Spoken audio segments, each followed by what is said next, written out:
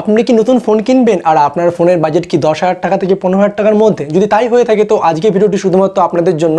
অবশ্যই ভিডিওটি পুরোটা দেখবেন না স্কিপ করে। আজ আমি বলবো যে এটি 10,000 টাকা দামের ফোনে আর এটি 10,000 টাকা থেকে 15,000 টাকা দামের ফোনের মধ্যে কী কী স্পেসিফিকেশন থাকা উচিত, তারপর সেই ফোনটি কেনা উচিত। সো হাই, আমি দীপ আর তোমরা দেখছো ইওর দীপ টেক।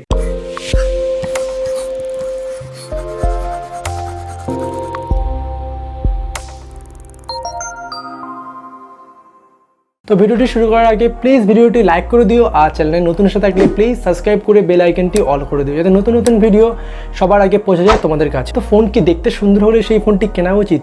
আমি বলবো যে অবশ্যই না। ফোনের মধ্যে মেনলি দরকার প্রসেসর কী আছে, ফোনটিতে যে কী ক্যামেরা ইউজ করা হয়েছে, কী ব্যাটারি ইউজ করা হয়েছে, টোটালটা জানার পরেই একটা ফোন কেনা উচিত। তো আজ আমি বলবো যে একটা 10,000 টাকা দামের ফোনে মেনলি কী থাকলে সেই ফোনটি কেনা উচিত। তো প্রথমে দেখে নেবো ফোনের ডিসপ্লে। ফোনের ডিসপ্লেতে যে কী প্যানেল ইউজ করা হয়েছে সেটি অবশ্যই জানা দরকার। প্রথমত 10,000 টাকার ফোনে মিনিমাম এইচডি প্লাস বা ফুল এইচডি প্লাস থাকা অবশ্যই দরকার, কারণ বর্তমানে যে সমস্ত ফোনগুলো চলে এসছে সেই ফোনগুলো 10,000 টাকার মধ্যে ফুল এইচডি প্লাস অলরেডি চলে এসছে। এবার নেক্সট দেখে নেব ফোনের প্রসেসর, মানে যার মাধ্যমে ফোনটি খুব স্মুথলি আমরা ইউজ করতে পারবো গেমিংয়ের ক্ষেত্রে, স্কলিংয়ের ক্ষেত্রে, যাতে কোনো রকম ল্যাগ না করে।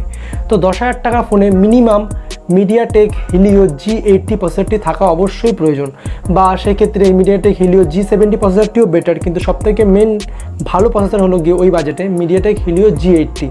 অনেক ফোন বেরোচ্ছে যেগুলোতে MediaTek Helio G35 processor use করছে, তো সেরকম যদি প্রসেসর থাকে অবশ্যই ফোনটি অ্যাভয়েড করবে। মিনিমাম দেখতে হবে যে G80 প্রসেসরটি আছে কি না, কারণ সেই ক্ষেত্রে আমরা গেমিংয়ের ক্ষেত্রে, স্কলিংয়ের ক্ষেত্রে, যে কোনো হাই কিছু খেলতে গেলে গেমিংয়ের ক্ষেত্রেও খুব সুন্দর আমরা পারফরমেন্স পাবো। আমরা যদি মনে করি না আমি তো গেম খেলি না, সেই ক্ষেত্রে G35 প্রসেসরটি নিতে পারি, একটু দাম কম হলেও। তাই আমি বলবো যে আজ গেম খেলো না, কিন্তু কদিন পর তোকে গেম খেলতে ইচ্ছে হতেই পারে বা হাই কোনো রকম অ্যাপ ইউজ করতে হতেই পারে। তো সেই ক্ষেত্রে মনে হয় G80 প্রসেসরটি থাকলে সেটি কেনা অবশ্যই একদম সঠিক চয়েস হবে। তো এবার দেখে নেবো ক্যামেরা। ওই বাজেটে মিনিমাম তিনটে ক্যামেরা থাকা অবশ্যই দরকার, মানে ব্যাকে 13 মেগাপিক্সেল, তার সাথে 5 মেগাপিক্সেল হয়তো আল্ট্রা ওয়াইড, 2 মেগাপিক্সেল ম্যাক্রো বা ডেপ, দুটোর মধ্যে একটা, আর ফ্রন্টে মিনিমাম 8 মেগাপিক্সেল। এইটা অবশ্যই থাকা দরকার। কিন্তু দেখতে পাচ্ছি যে খুব তাড়াতাড়ি 10,000 টাকার ফোনের মধ্যে 4টি ক্যামেরা চলে এসছে। যদি সেটি থাকে তো অবশ্যই ভালো, তো চেষ্টা করবে যাতে ওই ফোনগুলো নেওয়ার। তিনটে ক্যামেরা থাকলেও খুবই ভালো, কারণ মেনলি ডেপথ কী কাজে লাগে আমার ঠিক জানা নেই। মেনলি ওই ম্যাক্রো আর আল্ট্রা ওয়াইড আর মেন ক্যামেরাটাই মেনলি কাজে লাগে। সব ফোনই এখন ডেপথটা দিচ্ছেই মাস্টলি।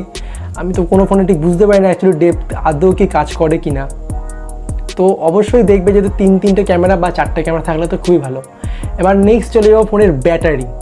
তো ফোনটিতে মিনিমাম 4300 mAh ব্যাটারি বা 5000 mAh যদি ব্যাটারি হয় তো খুবই ভালো হয়, অবশ্যই যাতে সেটা থাকে। আর চার্জার যাতে থাকে মিনিমাম 10 ওয়াট বা 18 ওয়াট। যদি 18 ওয়াট থাকে 10,000 টাকার মধ্যে অবশ্যই চেষ্টা করবে সেই ফোনটি কেনার। 10 ওয়াটও ভালো, খুব একটা দেরি হয় না, কিন্তু অবশ্যই 18 ওয়াট অনেক বেটার। তো চেষ্টা করবে সবসময় এ যে 18 ওয়াট চার্জারটি থাকে। আর সিকিউরিটির ক্ষেত্রে সেই ক্ষেত্রে ফিঙ্গারপ্রিন্ট আনলক আর ফেস আনলকটি তো অবশ্যই এখন সমস্ত ফোনেই রয়েছে, তো সেটা থাকবেই, তো এটা আর কিছু বলার নেই। আর আমি যে সমস্ত জিনিসগুলো বললাম প্রসেসরের দিক থেকে ডিসপ্লে, এগুলো যদি থাকে সেই ফোনটি 10,000 টাকার মধ্যে অবশ্যই সেই ফোনটি কেনা সবথেকে পারফেক্ট চয়েস হবে।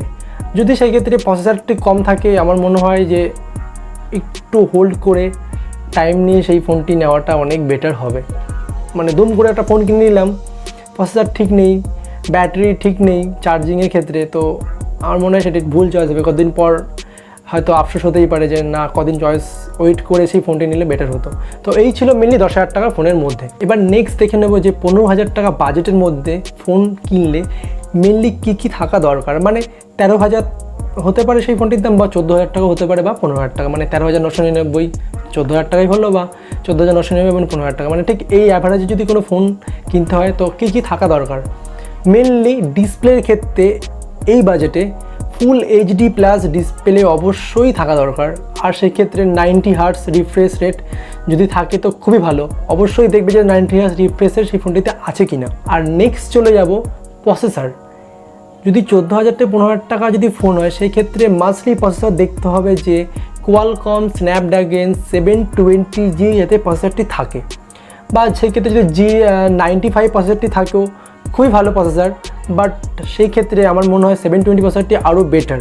আমি কিছু রিভিউ দেখলাম, তারপর আমার মনে হলো যে 720 প্রসেসরটি অনেকটাই বেশি বেটার, হতে পারে একটু পুরনো কিন্তু অনেকটাই বেটার। তো সবসময় চেষ্টা করবো যাতে প্রসেসরের ক্ষেত্রে যে 720 প্রসেসরটি অবশ্যই থাকে। 720 প্রসেসরটি গেমিংয়ের ক্ষেত্রে খুবই ভালো এবং ডেলি ইউজের জন্য খুবই বেটার। আর 720 প্রসেসরটি একটি সুবিধা যেটা ফোন অনেক হিট কম হয়, এটা একটা ভালো সুবিধা রয়েছে। তো সেই ক্ষেত্রে আমি অবশ্যই বলবো যে মেনলি 720 প্রসেসরটি থাকে বা G95 প্রসেসরটি থাকলেও খুবই ভালো। এবার চলে যাব ক্যামেরা সেকশন।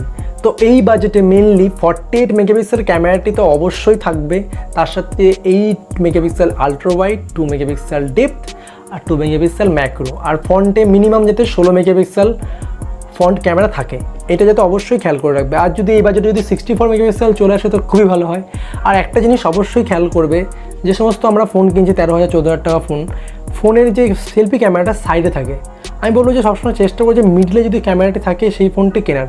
কারণ সাইডে যে ক্যামেরাটি থাকে সেই ক্যামেরা যখন আমরা সেলফি তুলি সমস্ত ফটোগুলো একটু ব্যাকা ওঠে, কারণ আমরা যখন ফোনে সেলফি তুলি সবসময় মিডলে তাকাই আর ক্যামেরা থাকে নিচে, সবসময় কী হতে ছবিগুলো একটু ব্যাকা ব্যাকা দেখতে লাগে। তো অবশ্যই চেষ্টা করবো যাতে মিডলে যাতে ক্যামেরা থাকে সেই ফোনটি কেনার, সেই ক্ষেত্রে সেলফি একদম সুন্দর প্রমিনেন্ট, একদম যেরকম ছবিটা চাইছো সেরকমই আসবে। তো এই ছিল ক্যামেরা সেকশন। এবার চলে যাবো ব্যাটারি। এই বাজেটে মিনিমাম ব্যাটারি থাকা উচিত 5000 mAh, একদম 5000 mAh ব্যাটারি থাকতেই হবে, বা 4300 mAh থাকলেও অসুবিধা নেই খুব একটা। আর সাথে চার্জার থাকা উচিত মিনিমাম 30 ওয়াট বা 33 ওয়াট। 18 ওয়াট চার্জার থাকলে কিন্তু অবশ্যই সেই ফোনটি কিনবে না, কারণ এই বাজেটে এখন সব ফোনই মোটামুটি চলে এসেছে যেগুলো 30 ওয়াট বা 33 ওয়াট। তো এই জিনিসটা অবশ্যই খেয়াল করবে। আর সিকিউরিটির ক্ষেত্রে সেখানে তো ফিঙ্গারপ্রিন্ট আনলক আর ফেস আনলকটি থাকবেই, এটা এখন সমস্ত ফোনে কম্পালসারি রয়েছেই, কোনো ফোনে বাদ নেই। আর যদি সেটা যদি অ্যামোলেড ডিসপ্লে হয় ওই বাজেটে, তাহলে তো আমরা ফিঙ্গারপ্রিন্ট আনলকটি একদম ইন ডিসপ্লেই পেয়ে যাব। তো সেটা যদি হয় তো খুবই ভালো। তো টোটালটা এরকমভাবে হয় না কোনো সময়, অ্যামোলেড ডিসপ্লে থাকলে এত ফিচার্স থাকবে না, আবার সেই ক্ষেত্রে ব্যাটারি হয়তো কমে যাবে, চার্জারও কমে যাবে। তো অ্যামোলেড ডিসপ্লেটা সবসময় যে ম্যাটার করে তা নয়, কিন্তু আমি যে প্রসেসরটা যেটা বললাম, প্রসেসর, ডিসপ্লে, ব্যাটারি, সেই জিনিসগুলো যদি ফোনে থাকে অবশ্যই সেটা কেনাটা একদম সঠিক চয়েস হবে।